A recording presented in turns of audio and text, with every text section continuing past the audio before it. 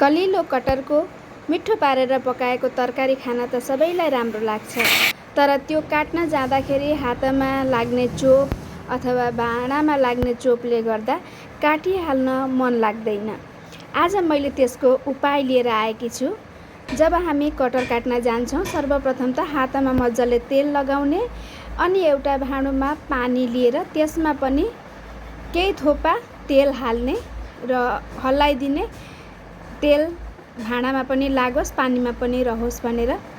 अब जुन कटर हामीले काट्न तयार भएका छौँ, त्यो कटरलाई तपाईँले सिँगै पनि तास्न सक्नुहुन्छ, अथवा मैले चाहिँ यहाँ के गरेकी छु भने यसलाई टुकुर्याउन गएकी छु र टुकुर्याए पछाडि जुन टुकुराहरू निस्किन्छन् ती टुकुराहरूलाई त्यो तेल हालेको पानीमा सरक्क डुबाइदिइहाल्ने। जब काट्ने बित्तिकै त्यो कटरको टुकुरालाई तेल हालेको पानीमा सरक्क यसरी डुबाइदिइहाल्ने र डुबेपछि त्यसमा जुन चोप आउने डर हुन्छ त्यो हराउँदो रहेछ र हातमा अथवा भाँडोमा चोप नलगाइकन तपाईँले आरामसाथ कटर काट्न सक्नुहुनेछ।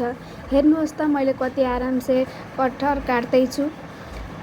यसरी टुकुरा पारेपछि सरक्क पानीमा हालिहाल्ने, अनि यसबाट आउने चोपलाई त्यहीँ बन्द गर्ने र यसो गर्दाखेरि हामीहरूले सजिलै कटर काट्न सक्छौँ।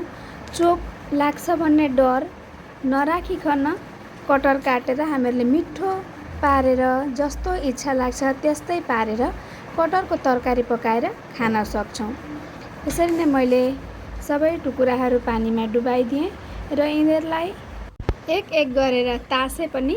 हेर्नुहोस् त, कुनै टुकुरामा चोप देखिएको छैन, अथवा मेरा हातमा पनि कुनै प्रकारको चोप लागेको छैन। तपाईँहरूले हेर्न सक्नुहुन्छ, हातमा चोप लागेको छैन।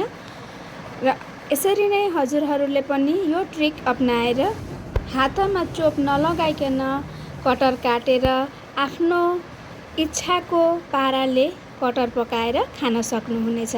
धन्यवाद।